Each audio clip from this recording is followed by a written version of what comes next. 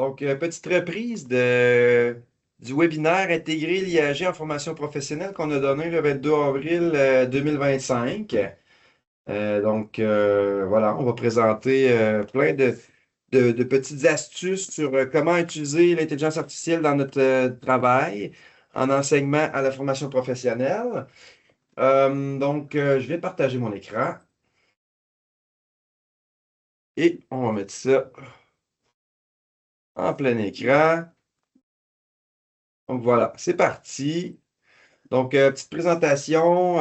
Moi, c'est Johan Gagnon, conseiller pédagogique régional à la formation professionnelle pour l'Abitibi-Témiscamingue et le nord du Québec. Et on a aujourd'hui avec nous notre invité spécial, Olivier Chevrier. Je te laisse te présenter, mon ami. Bonjour tout le monde, Olivier Chevrier, conseiller à l'innovation dans l'équipe du studio de développement technologique du Centre de formation professionnelle Val-d'Or. Mon rôle, c'est une sorte de conseiller pédagogique qui fait de la veille technologique, qui fait du soutien à l'équipe de développement technologique au plan pédagogique pour préparer les applications qu'on développe en réalité virtuelle, en jeu vidéo, en web, au CFP Val-d'Or. Donc, Olivier, un collègue que j'aime beaucoup. On collabore sur beaucoup de projets ensemble. Je suis vraiment content qu'il vienne m'aider dans cette présentation. Merci encore, Olivier. Tu es super. Donc, voilà.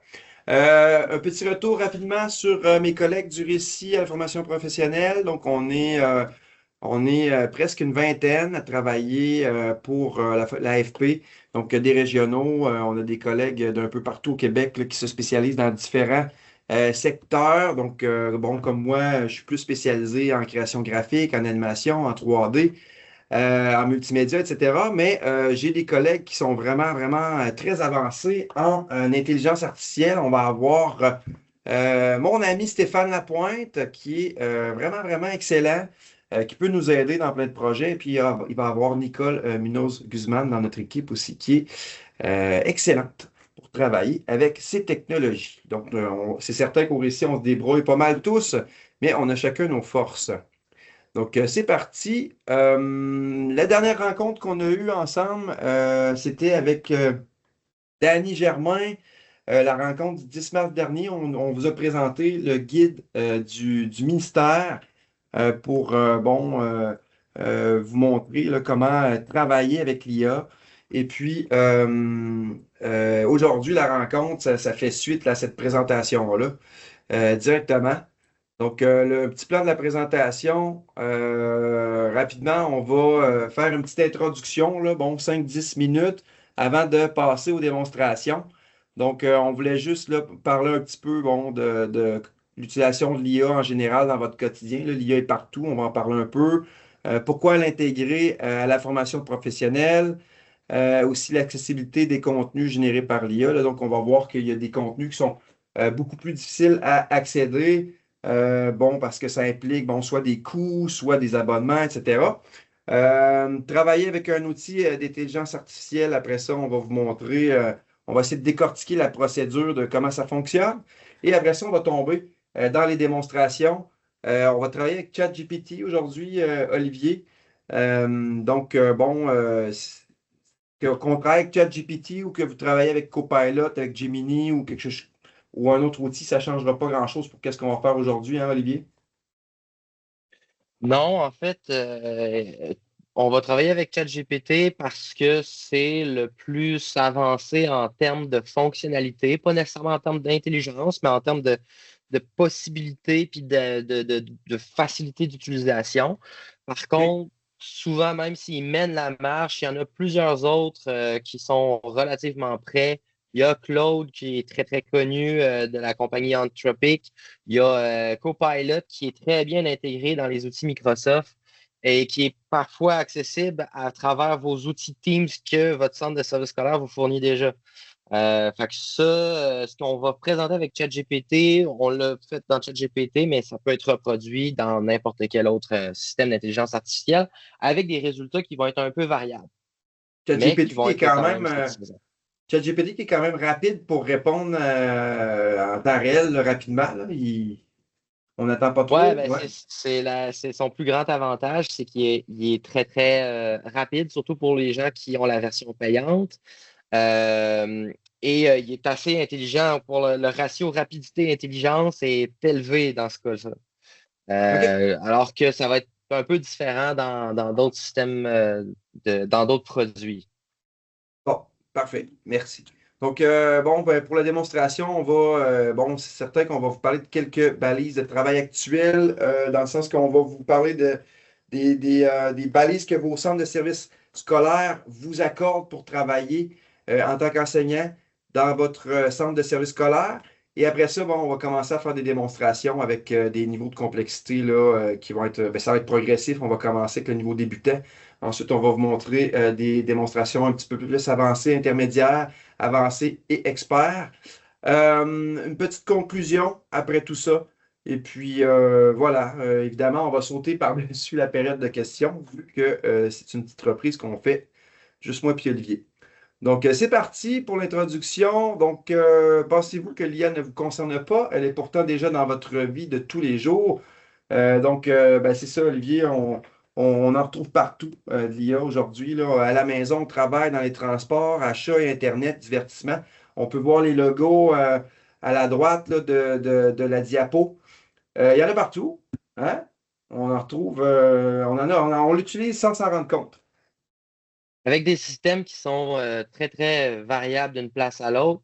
D'abord, on a des systèmes d'intelligence artificielle générative qui sont devenus très, très populaires. Fait que les ChatGPT, les Copilot, les Claude de ce monde. Ça, c'est l'intelligence artificielle, quand on en parle ces temps-ci, c'est souvent ce à quoi on fait référence. Par contre, il y a plusieurs entreprises, je pense à Canva, je pense à Google, comme dans Gmail ou dans Google Docs, qui ont intégré de l'intelligence artificielle générative similaire à ChatGPT ou à Copilot ou à Gemini dans des produits existants. Hein, fait que Canva, qui est un logiciel de graphisme amateur, qui a intégré des outils d'intelligence artificielle, ou Gmail qui a intégré des outils d'intelligence artificielle pour répondre à des courriels. Donc, on voit des produits qui ajoutent de l'intelligence artificielle, des produits existants qui ajoutent de l'intelligence artificielle.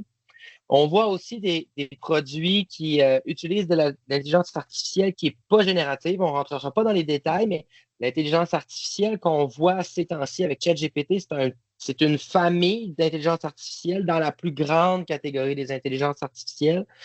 Mhm. Je pense à Ford, par exemple, ou à Tesla qui fait beaucoup de recherches sur l'intelligence artificielle pour la conduite automobile. Là, on est dans une intelligence artificielle qui est assez différente de l'intelligence artificielle qu'on retrouve dans ChatGPT, mais qui en fait partie également. On en voit de plus en plus dans des produits existants. On voit des nouvelles fonctionnalités intelligentes qui vont être parfois similaires à ce qu'on voit dans ChatGPT, puis parfois radicalement différentes, qui vont servir à des choses qui sont pas du tout, qui ne concernent pas du tout l'interaction entre l'utilisateur et la machine. Fois, ça va être la machine elle-même qui va l'utiliser, comme dans le cas des véhicules autonomes. Là. C'est pas l'utilisateur qui conduit, qui va faire des requêtes. Donc, c'est la machine qui conduit ça. Puis de façon plus banale, on s'en rend pas compte, là, mais tu sais, dans les réseaux sociaux, Facebook, Instagram, Ouais, etc. Donc, c'est de plus en plus présent, les algorithmes.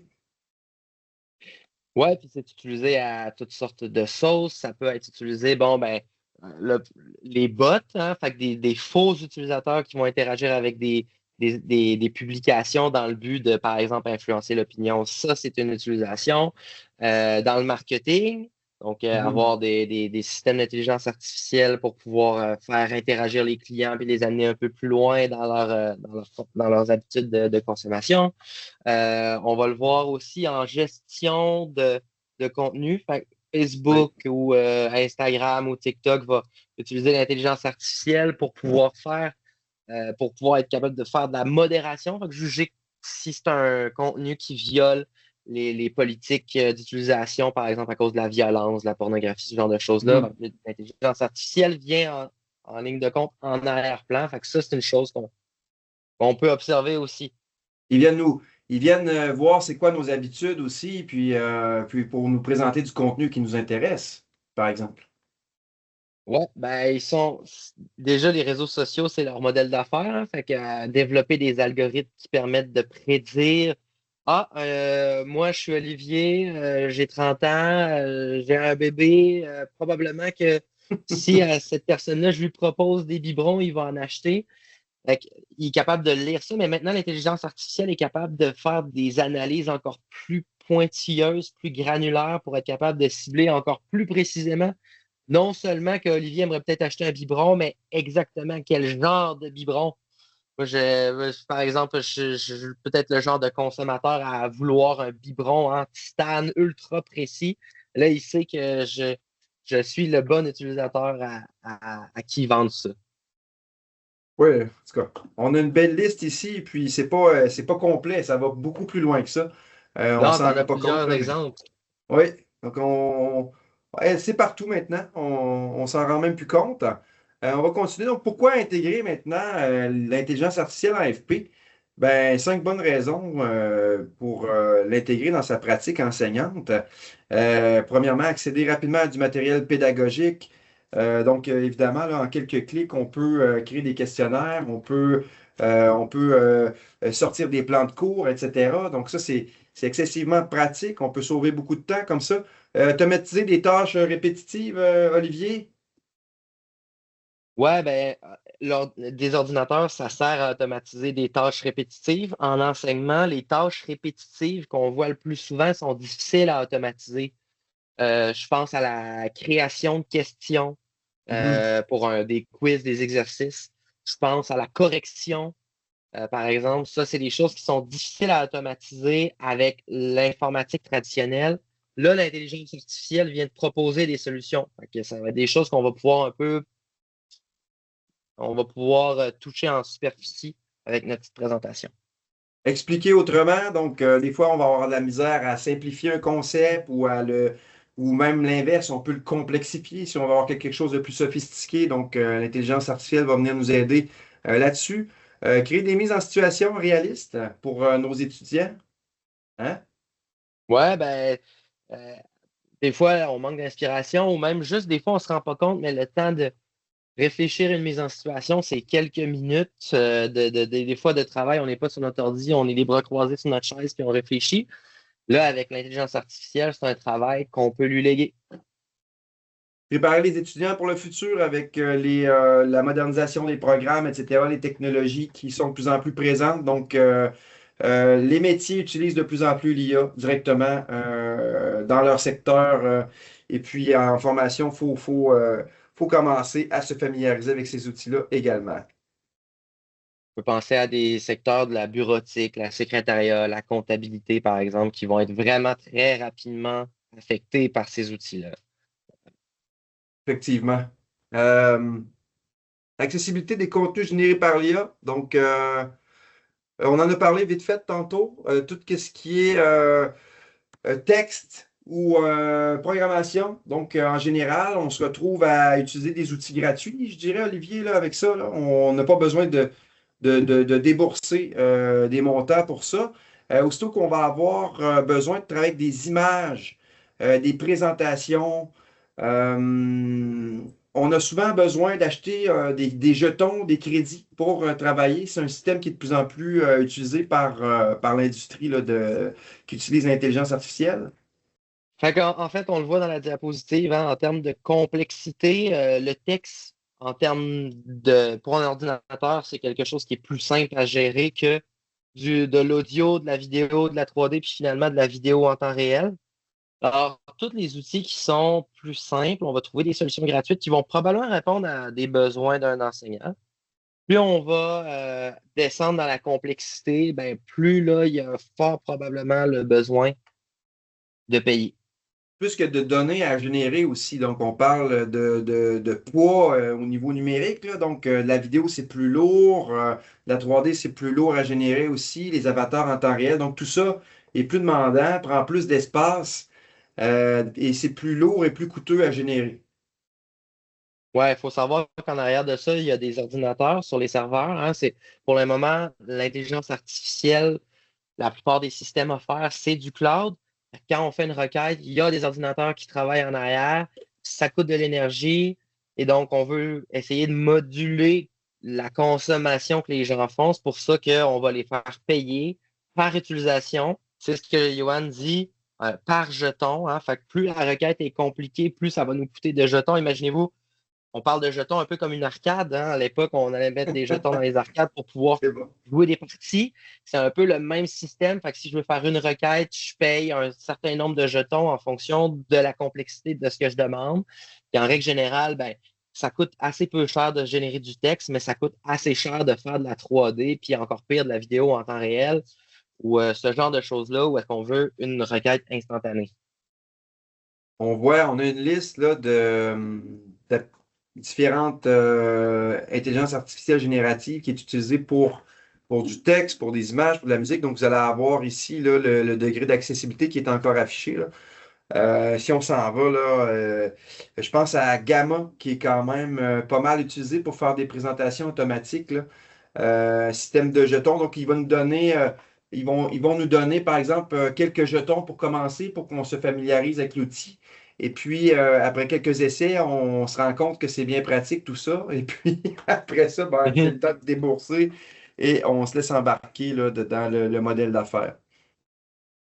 Ouais. Gamma, qui est un outil qui fait un peu ce que PowerPoint fait, avec des ressources pour pouvoir faire rapidement beaucoup de diapositives à partir de, par exemple, un PDF ou à partir d'un vieux PowerPoint. Mettons que j'ai un vieux PowerPoint que j'aimerais mettre au goût du jour, à la place de faire la modification manuellement, ben avec Gamma, je peux faire ça en claquant des doigts.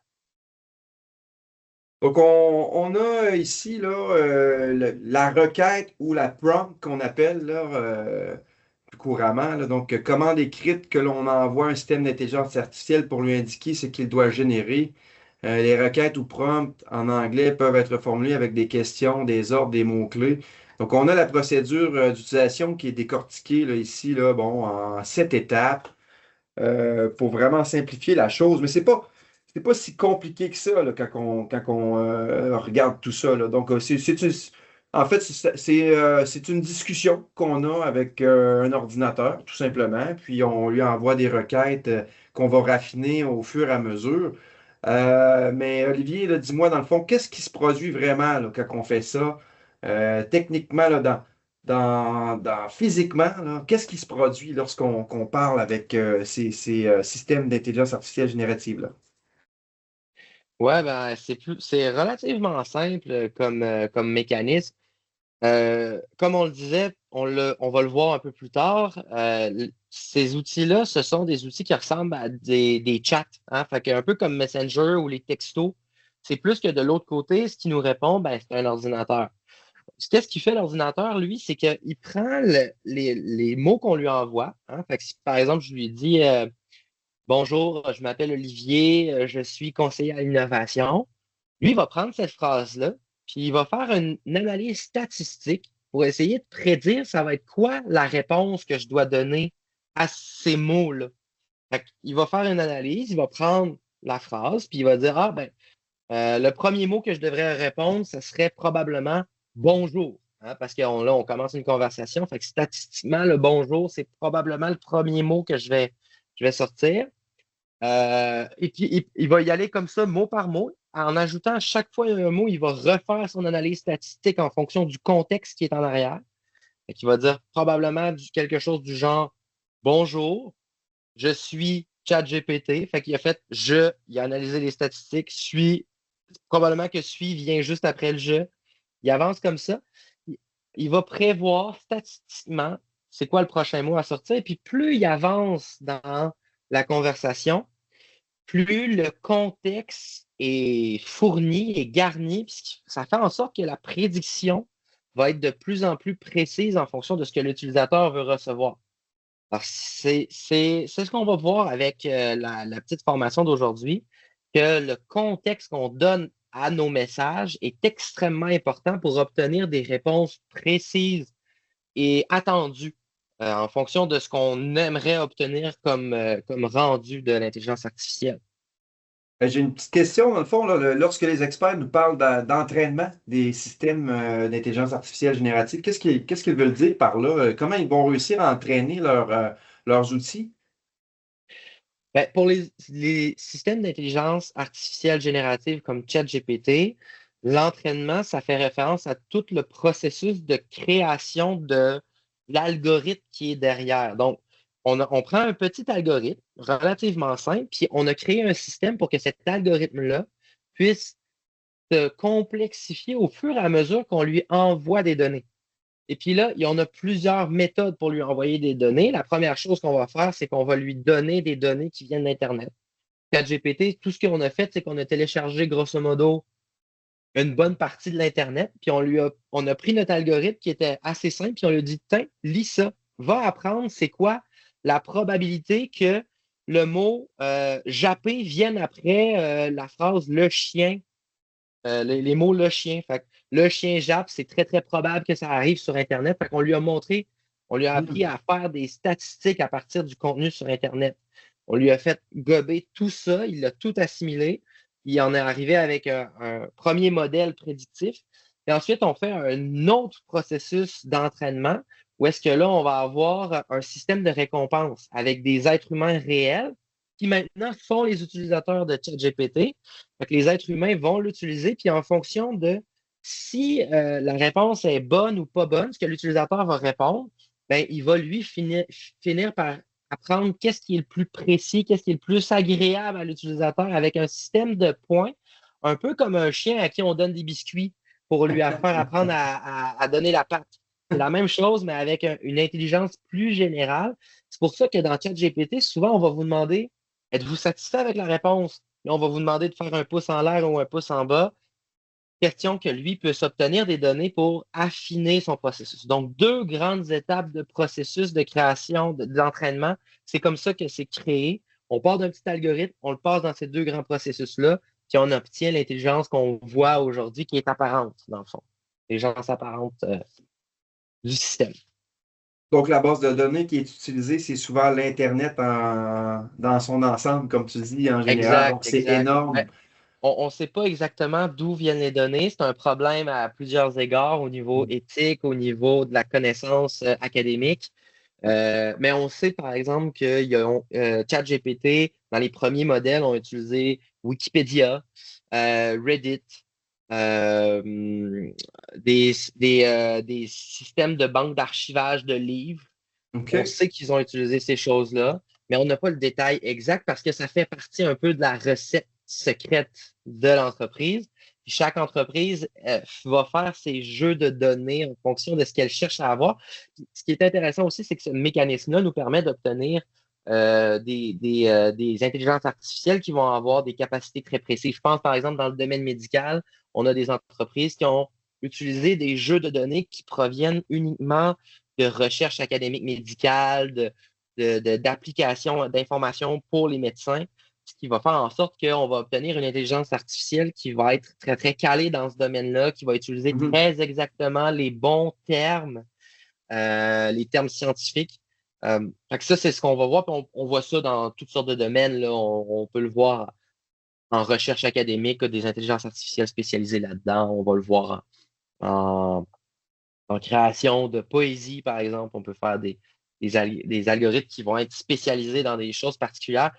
En utilisant l'ensemble de l'Internet, ce que ChatGPT a réussi à faire qui est vraiment génial, c'est qu'on obtient une intelligence artificielle qui ressemble à quelque chose de plus général. Hein. Mhm. ChatGPT est bon Qui dans répond, tout un peu. qui répond à tout le monde, à tous les besoins. Exact. OK. Bon, on tombe dans les démonstrations maintenant. Donc, juste avant de commencer, c'est quoi l'intention du récit aujourd'hui? Favoriser une attitude positive et une approche ouverte envers l'utilisation de l'IAG. Donc, on essaie de voir l'outil comme un outil qu'on peut utiliser dans notre travail de façon positive et non pour nous nuire. Montrer les possibilités qu'offrent ces outils pour différents secteurs de l'AFP.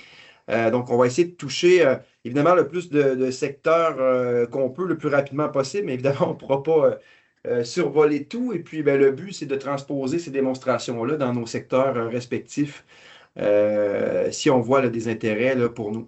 Montrer comment intégrer ces outils dans la pratique enseignante en FP. Donc, c'est large. On peut utiliser ces outils-là de différentes façons, là, autant pour nous aider à rédiger des textes, nous corriger, que pour préparer des activités, pour préparer des documents, etc. Et évidemment, il va y avoir quelques limites aujourd'hui. On ne parle pas vraiment de travailler avec l'IAG en classe auprès des élèves. C'est pas notre rôle aujourd'hui là, de parler vraiment de ça. Les démonstrations seront présentées à l'écran Certains détails pourraient être difficiles à lire ou à visualiser. Toutefois, l'enregistrement de la présentation sera partagé. Donc, évidemment, lorsqu'on fait des démonstrations, on est dans les outils. Bon, on est avec ChatGPT, puis des fois, ça peut aller quand même un peu vite, là, Olivier. Là, donc, on va essayer de vous expliquer du mieux qu'on peut, mais vous pourrez revenir sur l'enregistrement. Les démonstrations seront réalisées, comme on le dit, avec ChatGPT plus. Olivier, dans ton cas, peut-être, moi, aujourd'hui, j'ai pas de ChatGPT plus, contrairement à la dernière séance qu'on avait faite ensemble. Donc, voilà. Quelques petites balises et recommandations actuelles pour chacun des centres de services scolaires. Donc, pour l'instant, si on se fie, là, ben, en fait, chacun des centres de services scolaires fixe ses propres balises. Donc, il va y avoir quand même quelques petites différences d'un centre de service scolaire à l'autre sur le territoire d'Abitibi-Témiscamingue et du nord du Québec. Mais ce que vous voyez en haut s'applique à tous. Donc, rapidement, l'interdiction de faire des projets ou du développement en intégrant l'IA sans autorisation du ministère. Vous n'y entrez aucun renseignement personnel, tant concernant des élèves, des parents et des membres du personnel que vous-même. Donc, dans ces outils-là, aucun renseignement personnel. Vous n'y entrez également aucune donnée confidentielle appartenant à l'organisation. Donc, ça inclut ce qui est écrit là, juste ici, là, donc des résultats d'élèves, des données d'évaluation, des plans d'intervention, les noms des élèves. Vous n'y entrez aucune donnée appartenant à des tiers, donc tout ce qui est là, bon, des œuvres que vous utilisez à l'école, là, que vous n'avez pas les droits d'auteur, y compris les œuvres des élèves. Donc, on fait attention avec ça, Olivier. On ne va pas rentrer là, nos cahiers qui n'ont pas été développés par nous dans les outils d'IAG. Donc, ça, c'est pas. On n'a Ouais. pas le droit de faire ça.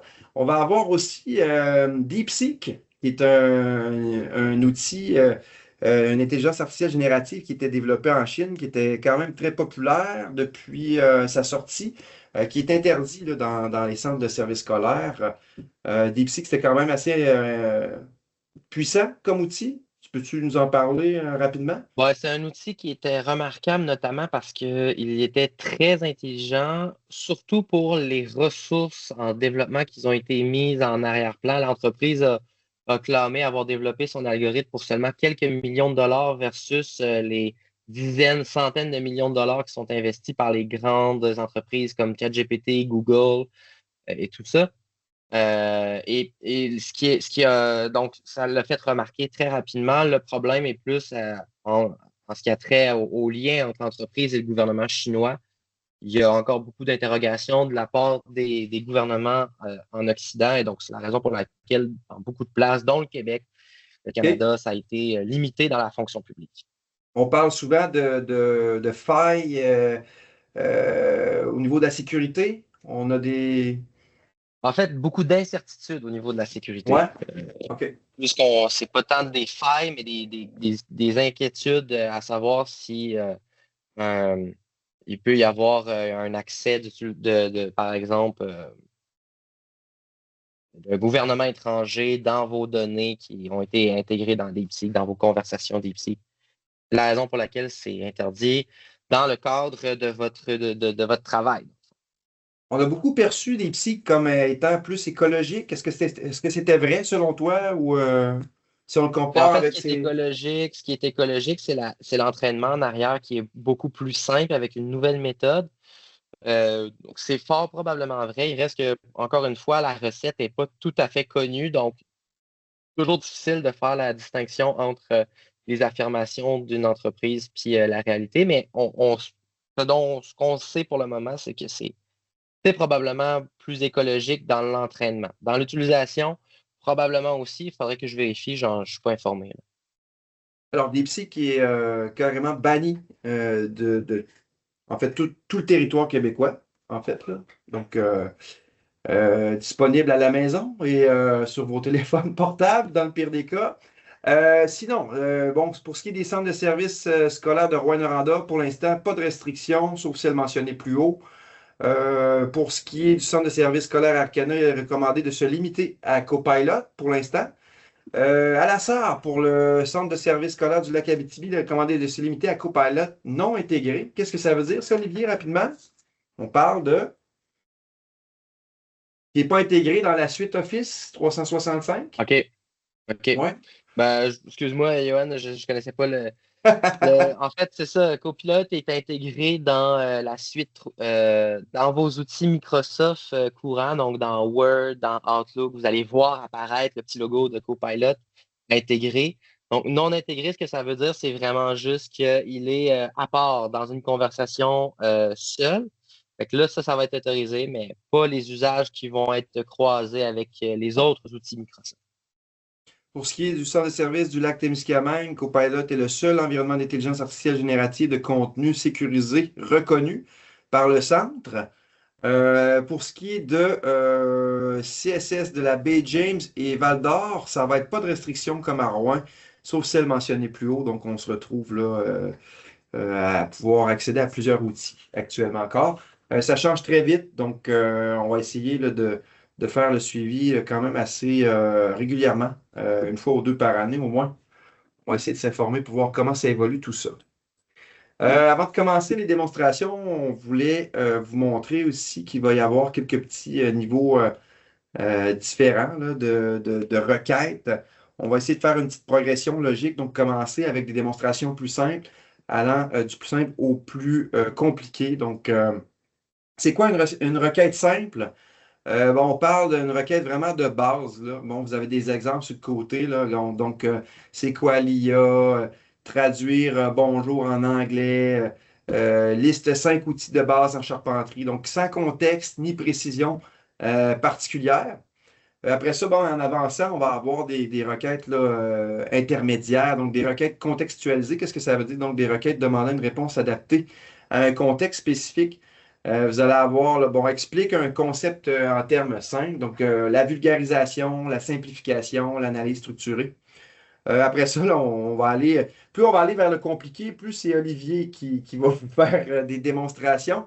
Donc, requête avec contrainte, c'est une requête avec des critères précis sur la longueur, la structure ou le format. Ça, c'est juste des exemples. On peut aller beaucoup plus loin que ça, là aussi, là. Bon, limite de longueur, contenu pédagogique structuré, image descriptive avec des détails précis. Des exemples de requêtes experts complexes. Après ça, là, vous avez des requêtes nécessitant une réflexion avancée ou une réponse impliquant plusieurs éléments. Vous avez ici, bon, créer un scénario pédagogique intégrant l'IA en FP, code un script Python pour détecter des biais dans un texte, adapte une leçon pour un élève dyslexique en utilisant l'IA, etc. Donc, on peut aller beaucoup plus loin que ça, Olivier, de toute façon. En fait, la limite, c'est l'imagination. Après ça, quand on comprend les mécaniques fondamentales de l'outil, les usages sont aussi limités que ce qu'on... En fait, ils n'ont pas vraiment de limite. Vous allez bien comprendre qu'est-ce qu'on veut dire par là quand il n'y a pas de limite au fur et à mesure que vous allez l'utiliser. OK, donc c'est parti. On va y aller avec bon, une requête simple de débutant. C'est certain que là, on pourrait y aller dans tous les sens, mais ce qu'on va faire, je vous amène dans ChatGPT et on va commencer avec bon, la traduction d'une démonstration, là, par exemple, bon, j'ai une procédure technique en mécanique automobile. Donc, je vous amène dans le DEP de mécanique automobile à Val d'Or. Je suis un enseignant. Bon, je veux montrer une procédure à mes étudiants là, de remplacement des plaquettes de frein pour une Honda Civic en 2015. Je me balade sur Internet et puis je trouve une procédure là, intéressante. Ben, écoutez, là, je vais la copier-coller et puis je vais commencer par lui demander tout simplement là, une traduction du texte. Donc, on pourrait aller dans ChatGPT, écrire traduire, deux points, et je copie-colle ma procédure. Je pourrais commencer avec ça, par exemple. Ce qu'il va faire, c'est il va prendre le texte et puis il va le traduire en français tel quel. Les Et premiers puis, usages de ChatGPT attendus, c'était de faire de la traduction de texte. C'est une nouvelle façon de traduire des textes initialement. Puis on voit là, c'est quelque chose qu'il sait très bien faire. C'est une traduction bien meilleure que ce qu'on peut avoir avec Google Traduction, par exemple. Vous allez voir que le niveau de qualité est assez élevé. tu es en train de me dire que c'était sa première fonction là, quand ça a été réfléchi. Donc, c'est Ouais, fait pour c'était ça à la son premier. base. À la base, c'est la mécanique qui a été réfléchie de prédiction du texte. C'était vraiment dans le but de faire de la traduction. Donc là, on a une traduction telle quelle, mais on voudrait peut-être avoir, on va aller raffiner nos données. Je pourrais lui donner une commande comme est-ce que tu peux réécrire la procédure dans un langage plus simple pour mes étudiants à la formation professionnelle, par exemple? Hein, donc, on va aller écrire ça. Que tu peux me réécrire la procédure dans un langage plus simple pour mes étudiants au DEP, par exemple. Qu'est-ce qu'il va faire? Premièrement, il va reprendre pas mal la même. Il va reprendre la même forme, mais je vois qu'il me fait des titres pour chacune des étapes de la procédure. On voit aussi qu'il a changé la personne à qui s'adresse à la deuxième personne avec un impératif, que Mhm. regarde, brosse, place, qui est toujours une structure qui est la même, quelque chose qui est encore plus simple à assimiler pour quelqu'un qui, par exemple, aurait des difficultés de lecture avec les titres en gras. Ça, on ne lui a pas demandé, mais lui, il le sait que des textes en gras, ça peut simplifier la lecture. En ayant une petite expression de quelques mots en gras, ça donne déjà une bonne idée de ce que je vais lire après dans la phrase après. On C'est quelque résume chose l'étape qui en quelques mots clairs et précis avant d'apporter plus d'explications. est exact. Il nous propose déjà une fiche imprimée. Donc, si on écrit oui, il va nous générer un fichier. On pourrait demander aussi de nous sortir des images pour chacune des étapes. Générer des images, c'est un peu long dans ChatGPT, donc on ne va pas perdre notre temps avec ça, mais j'ai des exemples. Regardez ce qu'il m'a sorti. Donc, il m'a fait un petit résumé comme ça. Il va m'avoir sorti des images. On voit que dans le bas de mon image, il me manque un peu d'espace. Une deuxième version comme ça, regardez, là, avec des erreurs un peu partout. Et puis là, après ça, il faut raffiner, il faut lui demander de faire des corrections. Et il peut vous sortir un document là, quand même assez précis après quelques commandes qu'on va lui avoir données là, pour générer une fiche qui ressemble à ça. C'est quand même très bien. Ouais, c'est Donc, pour. encore les images qui incluent du texte sont encore un bon défi pour ces outils-là. Donc, il ne faut pas trop Ouais. s'y fier, mais par contre, pour les pictogrammes, on aurait pu faire ces pictogrammes-là puis partir de ça pour se faire un document ailleurs. Ça nous réduit quand même un peu la charge de travail. Donc, déjà là, dans ce qu'on fait, on n'est plus en mode débutant, là, on est déjà passé en mode intermédiaire. On va déjà un peu plus loin. On lui demande de vulgariser, on lui demande de simplifier quelque chose. Je vous amène dans une autre situation là, complètement. J'aimerais, par exemple, je vous amène en électricité, j'aimerais ça qu'il me génère un plan de cours, par exemple. On va aller lui poser la question.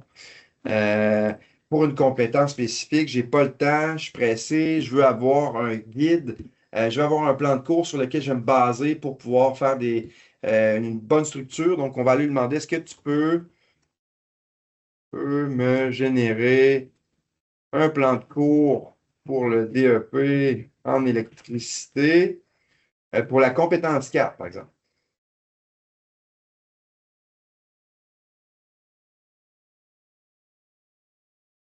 Là, déjà, on voit, bon, objectifs généraux, durée totale 20 heures, introduction et rappel, normes et sécurité. Donc là, la première chose qu'on pourrait aller vérifier, c'est est-ce qu'il m'a sorti la bonne compétence pour le bon DEP? Ça serait une des premières choses à vérifier. Mais pour ce qui est de la structure de travail, on peut voir là, que le plan de cours est quand même assez intéressant. Donc, il va La aller version séparer les payante, heures pour chacune des compétences. la version payante de ChatGPT est maintenant liée à l'Internet. Il peut faire des recherches un peu comme des recherches Google lui-même en arrière-plan de la requête. Si on avait la version payante, on aurait un plus haut niveau de certitude sur la qualité de ce qui est présenté là, OK. notamment parce qu'il peut aller chercher de l'information sur Internet quand il sait que ça peut être intéressant pour le contexte. Si par exemple la compétence 4, il veut être plus certain de c'est quoi son descriptif, les attendus de cours du plan du programme, il pourrait aller les chercher pour être capable d'avoir une réponse encore plus précise. Je t'amène dans un autre exemple, Olivier. Je suis un enseignant en électromécanique. Je veux faire un quiz de 5 questions en usinage. Donc, on peut s'en servir pour ça. Euh, J'aimerais avoir un quiz de 5 questions en usinage concernant le tour conventionnel. 4 choix de réponse et tu peux mettre la bonne réponse en gras. Regarde ça. Donc, quand même assez rapide. Vous allez avoir votre question, vous allez avoir vous allez avoir votre bonne réponse en gras, comme je lui ai demandé. Si jamais on n'a pas assez de questions, on peut lui demander tout de suite, j'aimerais avoir 3 questions de plus, par exemple.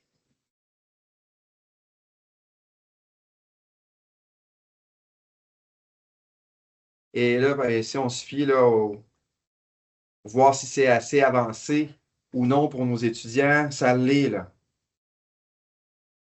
Dans ce genre d'exercice-là, ce qui est important, c'est de s'assurer que le contexte que nous, on s'attend, on l'explicite au maximum.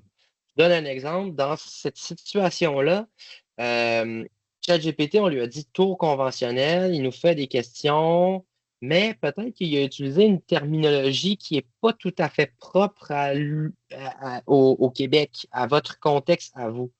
Mhm. Peut-être que, par exemple, il y a des termes en français que les étudiants et vous-même ne connaissez pas parce que vous utilisez l'équivalent anglais. On pourrait lui préciser qu'on est au Québec, qu'on veut avoir les expressions utilisées couramment en anglais pour remplacer ces expressions-là en français entre parenthèses. Question que ce soit encore plus précis pour vous. Tout ça, c'est des choses qu'on finit par apprendre quand on utilise ces outils-là. Aider à l'outil à comprendre le contexte. Puis des fois, ce qui est difficile, c'est que ça exige beaucoup de métacognition de notre part pour nous-mêmes se mettre à la place d'un observateur externe à nous, externe à notre tête, puis être capable d'apprendre à dégager, extérioriser c'est quoi qui est important pour nous. C'est un OK. exercice qu'on vient qu'à maîtriser avec le temps. Puis, Fait ben, que quand justement, on reçoit une première réponse, quand on reçoit une première réponse qu'on n'est pas satisfait, la probabilité que ça vienne de ce soit sur notre faute parce qu'on n'a pas suffisamment donné de contexte, cette mhm. probabilité-là est très élevée. Ben, ça vient justement, ça m'amène au prochain exercice. Tu sais, je vais faire un petit copier-coller. Donc, on s'en va en pâtisserie maintenant à la Sarre. Donc, j'ai besoin de faire une recette pour mes étudiants au DEP en pâtisserie. J'aimerais utiliser des ingrédients québécois, même de préférence habitibiens. Donc, déjà là, on a un petit peu plus de précision. Qu'est-ce qu'on pourrait ajouter, par exemple, Olivier, dans ce cas-ci? On pourrait ajouter, si par exemple votre exercice, ça incombe la saison dans laquelle on est, on pourrait lui ajouter le niveau de langage qu'on souhaite qu'il utilise. On pourrait lui préciser qu'on souhaite utiliser soit des grammes, soit des millilitres, soit le système impérial. Euh, c'est des choses qu'on peut ajouter au contexte pour être capable d'obtenir quelque chose qui est plus conforme. Et même que je pourrais, si je le voulais, lui donner un exemple d'une recette que moi j'ai déjà dans mon cours pour qu'il puisse comprendre un peu la forme, la structure, le nombre d'étapes.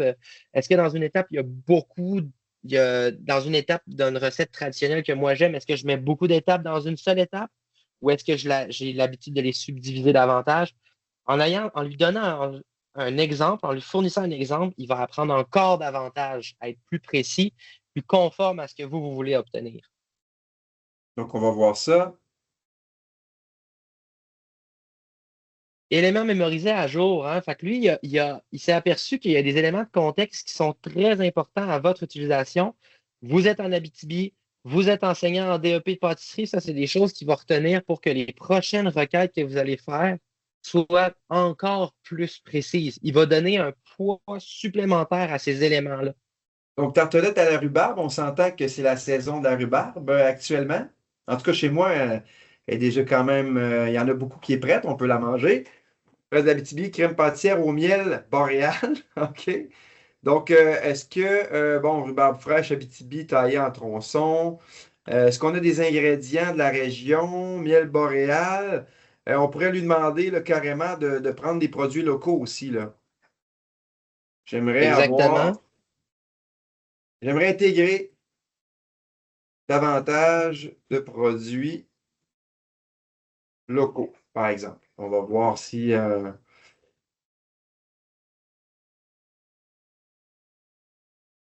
petit fruit nordique, crème au miel, sable au sarrasin. Ah, là, il s'est perdu un peu. On est rendu à Saint-Félicien ici, là. Ouais, ben en fait, peut-être que je sais pas s'il y a du sucre de canne qui se fait ailleurs au Québec, là. Je sais même pas s'il s'en fait à Saint-Félicien. Ça, c'est un risque, hein, quand on utilise ces outils-là. À un moment donné, il peut finir par penser que Saint-Félicien, ça fait partie du contexte alors que ça ne fait pas partie. Avec la version payante, on pourrait lui demander de faire des recherches sur Internet pour nous donner des producteurs abitibiens, hein, qui auraient pu nommer, par exemple, Boréalais, il aurait pu Oui. nommer Ben, Fromage au on se rappelle village. qu'avec la version payante, on avait des meilleurs résultats la dernière On fois qu'on avait l'a fait. d'excellents Oui, résultats, là. C'était oui, extrêmement précis. Euh, ouais, mais c'est quand même déjà une bonne base, hein. oui. C'est le genre de résultat qu'on peut obtenir avec Copilot dans la version qui est fournie par les centres de services scolaires. C'est sûr que si on veut aller plus loin, ça va nécessiter des outils probablement payants. On passe maintenant en mode avancé. On va travailler avec bon, plus de données. J'aime beaucoup travailler avec les tableaux dans ChatGPT. Je vous amène en coiffure. Bon, on va s'imaginer que faut faire des commandes de nouvelles gammes. Et puis avec les tarifs présentement américains, bon, il y a beaucoup de gens qui vont boycotter les produits américains. Donc on va regarder, là, j'ai écrit les gammes américaines en coiffure sont moins populaires à cause des tarifs. Est-ce que tu peux me proposer des gammes de qualité d'autres pays et me faire un tableau comparatif en classant par qualité et prix? On va juste voir comment ChatGPT va travailler avec ça. Encore une fois, ça va être peut-être être intéressant de comparer avec la version payante la dernière fois. Mais bon, regardez, premièrement, il va me sortir des produits directement. Ça faisait pas ça là, il y a pas si longtemps. C'est quand même assez récent, ça, Olivier, là, comme fonction. Ouais, ça fait quelques mois qu'il a intégré les liens avec les produits parce qu'on s'entend, il y a un énorme potentiel commercial à utiliser ça. Il y a de plus en plus d'utilisateurs qui abandonnent Google pour faire des recherches sur les Mhm. produits en demandant des caractéristiques particulières aux produits qui sont recherchés. Et évidemment, ChatGPT a flairé l'affaire. Il y a des liens vers les magasins où on peut les acheter, puis ils font un Ah oui. petit profit à chaque fois que l'utilisateur va cliquer OK. sur une suggestion. Donc, ben, en fait, le modèle d'affaires de Google qui est repris dans un certain sens Exact, directement. exact. OK. Donc, on voit ici, là, par exemple, bon, un tableau comparatif là, qui va classer par pays, par qualité, positionnement au niveau du prix, à toute clé. Donc, détails techniques et conseils pro. Donc, on pourrait avoir là, un tableau beaucoup plus rempli que ça. Là. Avec la version payante, j'avais un meilleur tableau là, qui sortait par défaut. On pourrait aussi là, aller plus loin dans l'utilisation de tableaux. J'ai ici un exemple, là, par exemple en charpenterie, menuiserie, calcul des matériaux pour une toiture. OK? Donc, je vais juste aller chercher ma petite ligne de requête. OK? Donc, j'ai besoin de calculer les matériaux pour une toiture au DEP en charpenterie, menuiserie. La toiture sera en bardeau et la dimension est 20 par 30 pour un toit à deux versants systématiques. Donc, ça serait important ici d'aller préciser où est-ce qu'on est actuellement. Donc, je lui dis, par exemple, pour en Abitibi, dans les magasins de la région. Ouais, probablement qu'il va être capable de donner un petit coup de main avec ces informations-là.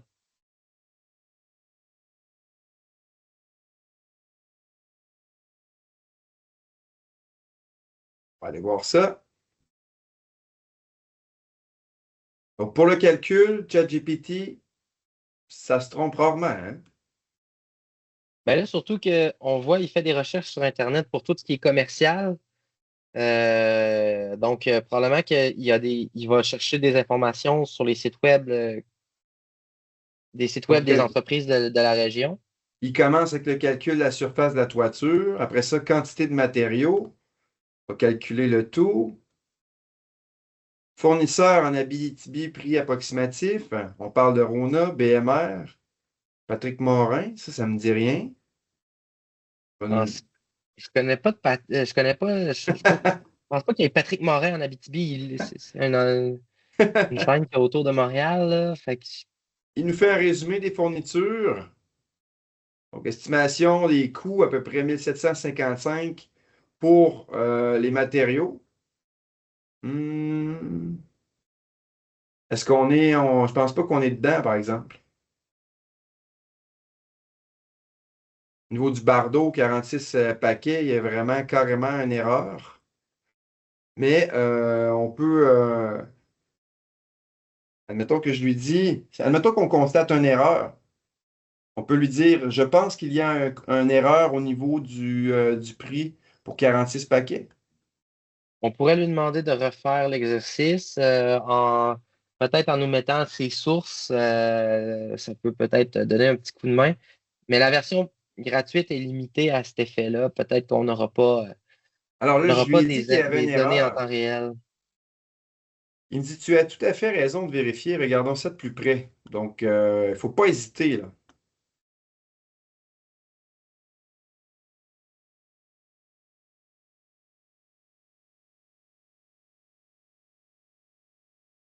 Bon, on peut lui faire des révisions, des calculs, etc. Donc, il ne faut pas se gêner, là, si on est au courant là, du prix des matériaux pour aller rentrer les bonnes valeurs Ouais, pour l'aider dans ses calculs. exact. On pourrait juste copier-coller des données qui viennent d'un site web, puis ça l'aiderait beaucoup. Tu me voles le partage d'écran pour la suite, Olivier? On va passer à des démonstrations un petit peu plus avancées que tu voulais nous faire. Ouais, ben, exact. En fait, je vous amène complètement ailleurs en vous faisant remarquer que ces outils-là, pour le moment, on les a utilisés comme une source d'information similaire à à un expert qui travaille pour nous, mais en fait, on peut lui demander de prendre un rôle qui est complètement différent, hein. On peut lui demander de faire un rôle un peu d'un acteur en lui donnant des paramètres du genre de comportement qu'on s'attend à lui. Ça peut être vraiment intéressant en formation professionnelle parce que ça peut nous permettre de faire des simulations assez rapidement dans toutes sortes de contextes. Puis, moi, l'une des premières utilisations que j'ai réfléchi quand j'ai vu ces outils-là, c'est que je me suis dit, hey, ça serait génial, par exemple, en vente conseil, qu'on l'utilise pour pouvoir créer des situations clients où est-ce que notre élève pourrait pratiquer avec un client qui est virtuel, qui serait ChatGPT, il pourrait répondre comme si c'était il pourrait répondre, on pourrait lui donner des exercices avec un contexte un peu moins contrôlé, un peu comme une pièce de théâtre qu'on peut faire en classe, mais sur son ordinateur par lui-même. Alors, je vous partage mon écran, puis je vais vous présenter un peu ce que ça peut donner. Alors, moi, de mon côté, je lui ai demandé d'abord de m'aider à créer une mise en situation pour mes élèves. Je lui ai demandé de me créer une requête. Donc, j'ai demandé littéralement de me créer une, quelque chose que je vais rentrer dans une intelligence artificielle, hein. Fait qu'une requête, c'est ce qu'on fait là, quand on écrit un petit message ici. Ça, c'est ma requête. Donc, je lui demande de me créer une requête pour le DEP en vente conseil pour que mes élèves puissent développer leurs relations interpersonnelles. Le persona, donc l'acteur, doit inclure des détails sur le lieu de scénarisation, le caractère du personnage, le contexte d'interaction. Euh, Puis l'élève va devoir répondre comme s'il était un commis professionnel. Ce que je veux que l'intelligence artificielle fasse, c'est que je veux qu'elle fasse 10 interventions entre elle et l'élève. Et à la fin de cette intervention-là, je veux que mon intelligence artificielle évalue la performance de mon élève selon des petits paramètres que j'ai mis. Là, j'en ai mis des très généraux. Niveau de langage, politesse, cohérence, utilisation de techniques de communication, capacité à répondre aux attentes du faux personnage. Fait que vous voyez, je l'ai créé à l'avance parce que c'est un peu sophistiqué comme requête. Vous voyez ici ce qu'il m'a fait? Il m'a, il m'a fait une requête que je pourrais copier et intégrer, que je pourrais intégrer directement dans une autre intelligence artificielle. Hein? Fait que, qu'est-ce qu'il a fait? Il dit à l'intelligence artificielle, tu es une intelligence artificielle qui simule un client insatisfait dans une situation réelle. Je te donne des détails sur la personne. Jean-Pierre Lemoine, 48 ans, caractère, il est impulsif, impatient, pas grossier, aime qu'on le prenne au sérieux. Bon, ce genre de choses-là. Contexte de la scénarisation, magasin d'électronique. La personne a acheté un casque d'écoute. Tous ces détails-là, il les a créés pour créer un scénario réaliste. Tout ce qui me reste à faire, c'est le copier. Puis ça, je pourrais le donner à mes élèves, par exemple en Teams, ou je pourrais l'intégrer dans mon Moodle. Puis même que maintenant, il y a des outils pour pouvoir les intégrer directement dans Moodle sans que l'élève aille à le copier. Puis, qu'est-ce qu'on fait? On va aller dans ChatGPT, puis je vais lui coller ça à ChatGPT. Je lui envoie.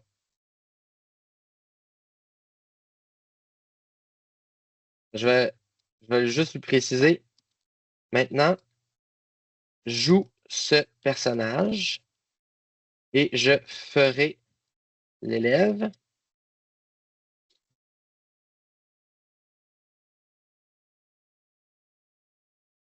Alors là, on s'attend, Olivier, il va nous sortir, en fait, il va nous sortir du texte, mais il n'y a rien qui nous empêcherait de travailler avec ça, avec le système vocal de ChatGPT. Exact. Dans ChatGPT, là, on ne l'a pas intégré parce que le partage d'écran, c'est un peu, je pas paramétré pour partager la voix, mais j'ai un système de mode vocal hein, qu'on va regarder après. Fait que vous voyez ici, là, il a joué mon Jean-Pierre. Bonjour, là, ça fait 2 semaines que j'ai acheté un casque haut de gamme ici, il n'arrête pas de couper le son. Puis là, moi, mon rôle, ça serait de faire l'élève qui répond, le commis qui répond à tout Mhm. ça. Je pourrais le transformer en mode vocal, fait que je pourrais poursuivre mon exercice ici avec le mode vocal. Puis là, on ne l'entend pas, mais lui, il m'entend, puis on peut interagir comme ça. Et puis, on va pouvoir faire l'exercice en personne de façon un peu plus naturelle, un peu plus similaire à ce que on aurait dans la vraie vie. Alors ça, c'est un des cas d'utilisation qui est hyper intéressant parce que c'est quelque chose qu'on ne pouvait pas faire auparavant avec l'informatique. Avoir des scénarios très personnalisés, des choses qui sont très, très détaillées, puis qui peuvent réagir à une foule de possibilités. À mon élève, il peut être très bon, il peut être vraiment pas bon. Puis l'intelligence artificielle va fournir va poursuivre le scénario avec quelque chose d'intéressant. Puis vous voyez, là, je l'ai continué ici. Fait que vous voyez ce que ça fait, c'est qu'on a interagi, l'intelligence artificielle et moi, pendant 10 messages. Puis à la fin, il m'a donné une évaluation sur les critères que j'avais donnés, fait que niveau de langage, politesse, cohérence, technique de Ouais. communication. Puis j'ai une synthèse avec des pistes de perfectionnement puis une appréciation générale. Alors là, ça remplace peut-être pas ce qu'un prof peut faire, mais l'avantage de ça, c'est que vous pouvez laisser vos élèves être autonomes et Mhm. développer leurs compétences sans vous-même, comme enseignant, intervenir à chacun d'entre eux. On pourrait imaginer qu'on a plein d'exercices de ce genre-là, que c'est plus vers la fin du développement de la compétence que l'enseignant entre en action, que l'enseignant va ajouter quelque chose de plus personnalisé, de plus contextualisé à notre aide. C'est un Donc cas on peut d'utilisation. penser, excuse-moi Olivier, on peut penser justement que ça s'applique à tous les domaines, puisque ben, dans tous les domaines, les étudiants pourraient avoir besoin de faire des entrevues, par exemple.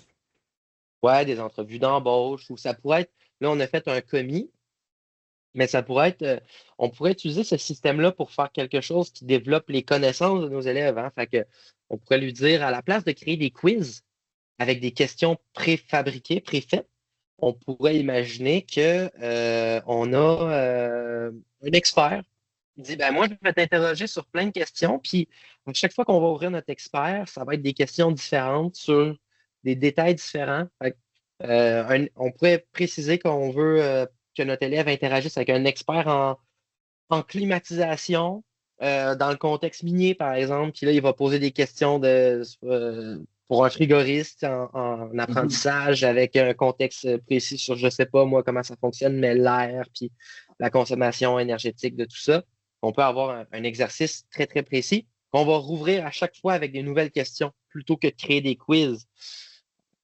Fait que ça, c'est hyper intéressant. On va poursuivre avec un autre exemple.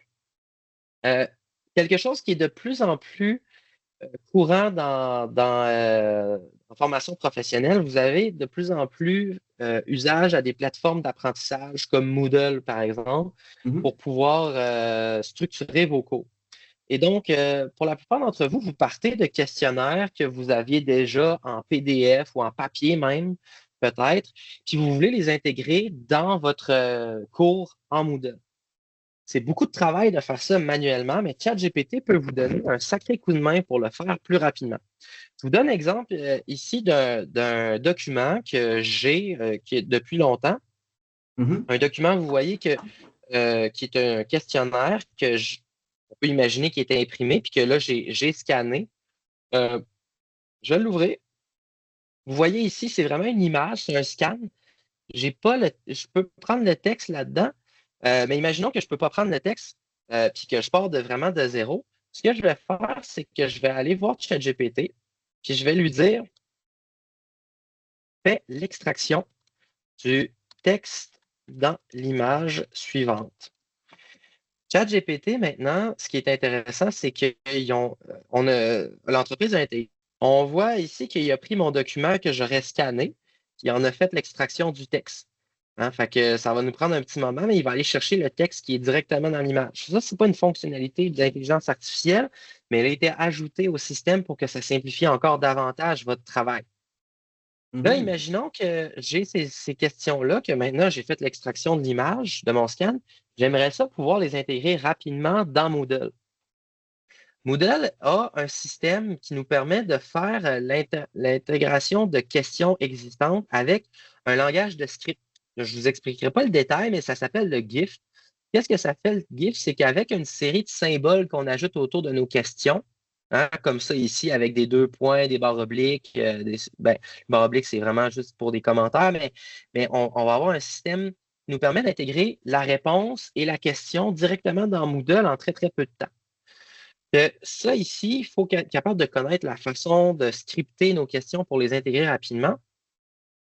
Alors, ce que je vais faire, c'est que je vais prendre le format GIFT, je vais prendre toute l'information qui est ici, puis je vais la copier dans ChatGPT, puis je vais lui dire à ChatGPT, prends mes questions, puis intègre transforme-les en script GIFT pour être capable de pouvoir l'intégrer dans Moodle. Fait que vous voyez ici, j'ai mes questions, questions 8, ABC. Je vais dire, voici les spécifications du langage de script GIFT pour Moodle. Là, je lui ai collé toutes ces informations-là ici. Prends, prends ces informations et ajoute et convertis mes questions pour les intégrer rapidement en GIFT dans Moodle.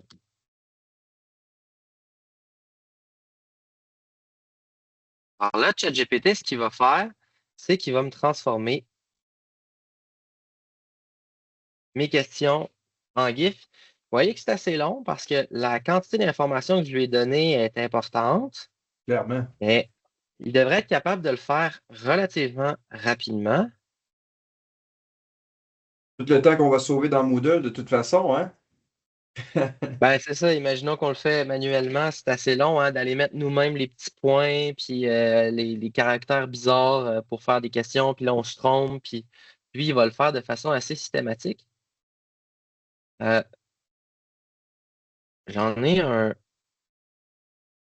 Bon, en tout cas, il est en train de nous le sortir. Alors, vous voyez ici, il est en train de le créer.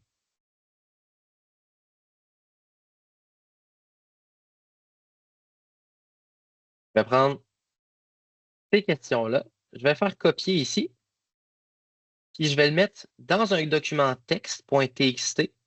Mhm. Je vais coller ça ici. Je vais le sauvegarder. Puis ça, c'est enregistré sur mon bureau ici. Donc, j'ai un petit document avec tout ça. Maintenant, je vais aller dans mon Moodle, puis je vais aller dans plus banque de questions. En banque de questions ici, j'ai une petite fonctionnalité importer.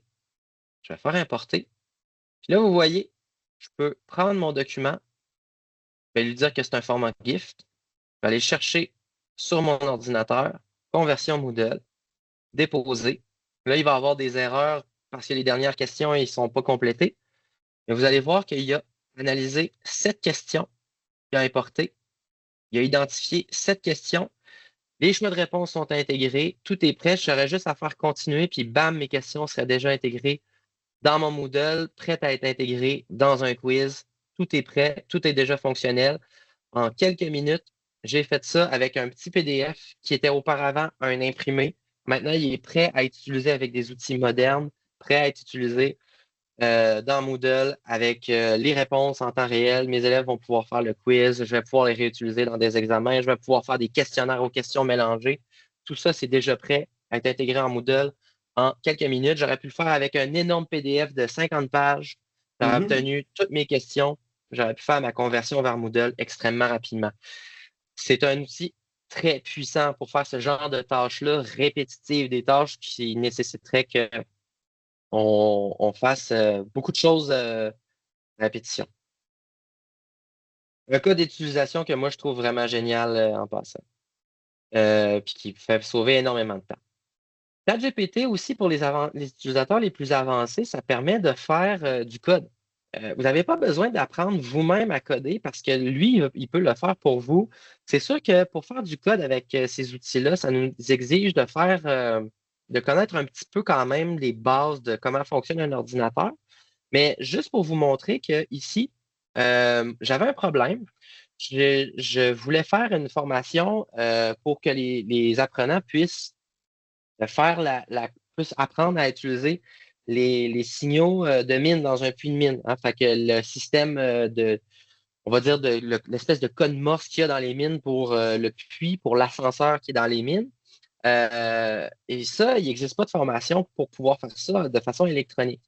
Alors, je me suis dit, ça serait le fun qu'on puisse faire une petite application qui permette de pratiquer ce code morse-là. Fait que je l'ai créé et je n'ai pas codé une seule ligne de code. C'est vraiment Claude, qui est un équivalent de ChatGPT que j'ai utilisé parce que pour ces tâches-là, il est un peu plus performant. Et je lui ai décrit mon besoin. Vous voyez, il m'a généré tout le code dont j'avais besoin pour pouvoir faire ça. Puis vous voyez, tout le code il est ici dans. Je n'ai pas besoin de comprendre comment ça fonctionne. Et avec ça, j'ai pu créer un site web qui me permet de pouvoir faire mon système de code MOS. Fait que ça, vous voyez, c'est un peu comment ça fonctionne. Fait que là, moi, je ne le connais pas le code exactement, là, mais je l'ai ici. Là, fait que 3-3-1, par exemple, ça veut dire monter lentement. Fait que si je Mhm. fais 1, 2, 3, comme ça, avec mon clavier, ah, ben là, j'ai pu vérifier que ça veut dire monter lentement. Mode quiz. Fait que là, par exemple, 12e niveau, il faudrait que je mette mon 12e niveau. Là, moi, je ne le connais pas. Je vais aller voir ici ce que j'ai, là, plus exactement. Fait que c'est 5-4. Fait que je vais faire 1, 2, 3, 4, 5. 1, 2, 3, 4. Oups, là, je ne l'ai pas fait assez vite pour le temps que j'avais mis. Fait qu'il faudrait que je fasse 1, 2, 3, 4, 5. 1, 2, 3, 4. Bon, je me suis trompé, mais pas plus grave que ça. Mais vous comprenez le système. Il va me faire un système de pointage, puis il va me dire si j'ai bien réussi le signal ou pas. Fait que ça, c'est un site web que j'ai créé, une espèce de mini-application. J'ai pas mis moi-même une ligne de code. J'ai pas mis une ligne de code pour le visuel. J'ai pas mis une ligne Non. de code pour le fonctionnement en arrière.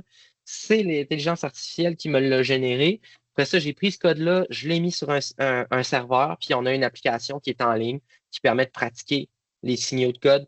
Une application que je pourrais intégrer dans Moodle, que je pourrais intégrer dans un cours régulier, que les élèves pourraient avoir sur leur téléphone intelligent, puis pratiquer par eux-mêmes. Fait que ça, Claude c'est un qui est, exemple. euh, Claude qui est sûrement le plus populaire pour ce qui est de faire de la programmation en ce moment, non?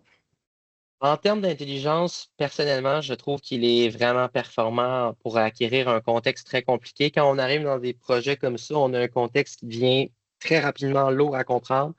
ChatGPT va parfois faire des raccourcis qui font en sorte que ben, ça va faire des bugs à un petit script de ce genre-là. Quoi qu'on a un nouvel outil qui vient de sortir pour pouvoir coder aussi, qui est peut-être plus performant, que je n'ai pas encore essayé.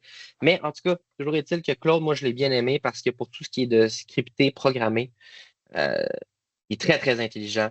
Puis ça nous permet d'avoir des applications fonctionnelles assez rapidement. Fait que c'est des cas Claude, d'utilisation.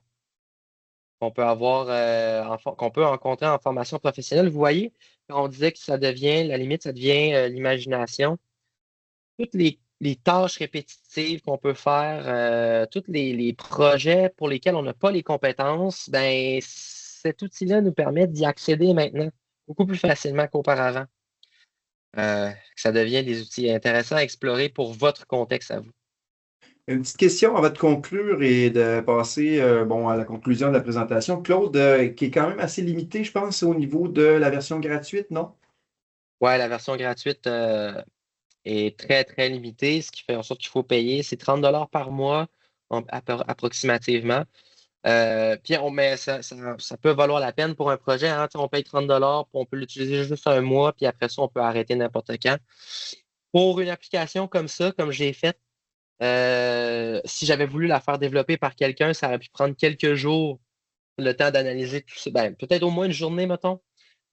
Quelques jours maximum. Fait que 30 $, c'est pas cher payé pour ça.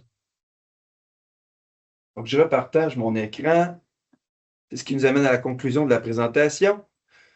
Quatre grands enjeux de l'IAG en FP présentement partout au Québec. Donc, compétences numériques du personnel, besoin de formation pour intégrer l'IAG de façon efficace et sécuritaire. Donc, bon, notre personnel est pas vraiment formé encore avec l'IA, n'est pas conscient de toutes les possibilités qui s'offrent à eux. Donc, beaucoup de travail à faire sur le terrain, je dirais, Olivier. L'équité d'accès, donc partout sur le territoire, l'accès à la technologie va être différente aussi. Des inégalités en ce qui concerne les centres, les étudiants. La fiabilité et l'éthique, donc risque de contenu erroné, biaisé, l'importance du jugement critique qu'il faut développer de plus en plus en utilisant ces outils-là. Hein, on l'a même vu aujourd'hui, là, les erreurs que ça pouvait générer, et puis l'adaptation des programmes. Donc, on s'en va vers de plus en plus de modernisation dans les programmes. L'intelligence artificielle générative transforme les tâches, on l'a vu. Les programmes doivent suivre l'évolution des métiers, du marché, donc de ce qui se fait directement là, dans l'industrie. Donc, Ouais, ça risque d'avoir un impact majeur en formation professionnelle quand tout ce qui est du cadre réglementaire, légal, accès aux ressources va être réglé. Parce que, il y a plusieurs industries qui vont finir par l'utiliser. Puis en enseignement, ça répond, comme on le disait au début de la formation, de la présentation, ça répond à des besoins que l'informatique ne pouvait pas répondre jusqu'à présent. Euh, il y a fort à parier que ça va être un peu une exigence que les enseignants de formation professionnelle maîtrisent ces outils-là. Il n'est pas trop tard pour embarquer dans le bateau. Et vous le voyez, ce qui est intéressant, c'est que c'est relativement simple à utiliser, à maîtriser, dans la mesure où c'est juste un système où est-ce qu'on discute avec l'intelligence artificielle. mhm. Alors, c'est quelque chose que je vous invite à aller découvrir par vous-même avant même qu'il y ait de la formation plus spécifique votre DEP parce que vous pouvez déjà aller mettre la main à la pâte avec assez peu de connaissances sur comment ça marche. Fait que faites-le. Faites-le. Donnez-vous un petit peu de temps pour l'utiliser. Vous allez voir que ça peut vous aider rapidement dans des tâches du quotidien, ne serait-ce des courriels, ne serait-ce que des petites corrections de texte, ne serait-ce que la création de petits exercices. Puis plus vous allez Mhm. l'utiliser, plus vous allez vous apercevoir que vous allez rapidement, naturellement complexifier vos usages pour finir par être un enseignant qui l'a pleinement intégré dans son enseignement. Donc, avant de conclure, bon, petit rappel de le cours Moodle sur l'intelligence artificielle. Donc, je vous amène sur Moodle. Bon, un espace qu'on a créé là, pour partager justement les webinaires, les ressources en lien avec l'intelligence artificielle en Abitibi-Témiscamingue et au nord du Québec. Donc, vous vous rendez là-dessus.